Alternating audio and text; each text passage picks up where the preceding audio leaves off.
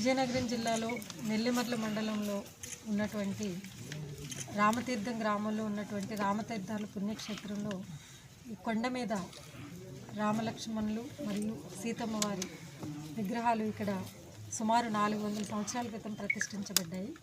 ఆ విగ్రహాల్లో రాములు వారి విగ్రహం మధ్యలో ఉన్నటువంటి ఈ విగ్రహం యొక్క శిరస్సును కావాలని ఎవరో ఆగంతకులు డ్యామేజ్ చేసినట్టుగా కనిపిస్తుంది. సో శిరస్సు కూడా కనిపించకుండా పోయింది. ఇమీడియట్గా పోలీస్కి సమాచారం అందిన వెంటనే మరి కొండ మీద ఉన్నటువంటి ఈ దేవాలయానికి చేరుకోవడం జరిగింది. మరి క్లూస్ టీమ్స్ ఆల్రెడీ రావడం జరిగింది. అలాగే డాగ్ స్క్వాడ్స్ కూడా రావడము, నిందితులు ఎవరైతే దీనిలో ఇన్వాల్వ్ అయి ఉన్నారో వారిని కఠినంగా శిక్షించేందుకు కావాల్సినటువంటి దర్యాప్తును చేపట్టడం జరుగుతుంది.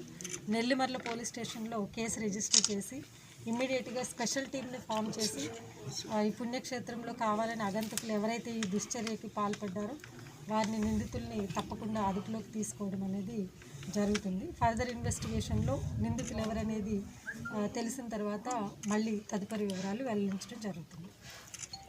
ఆ శిరస్సు అనేది అంటే ఎక్కడ ఉందా లేదా గాలించడం జరిగింది. ప్రస్తుతానికి ఇంకా గాలింపు చర్యలు కొనసాగుతున్నాయి.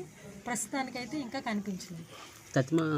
లేకపోతే ఇంకా వెండి ఇత్తడి పాత్రలు ఉన్నాయి. పాత్రలు కానీ ఎక్కడ కూడా ఏమీ డిస్టర్బెన్స్ అవ్వలేదు. ఓన్లీ రాముల వారి విగ్రహం యొక్క శిరస్సు మాత్రమే కనిపించింది.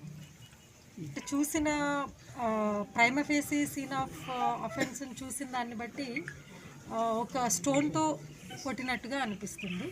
అది ఇంకా ఫర్దర్ ఇన్వెస్టిగేషన్లో మనకు దొరికిన సాక్ష్యాధారాలను బట్టి కంప్లీట్గా ఇది ఎలా జరిగిందనేది మనకు తెలుస్తుంది. Okay, thank you.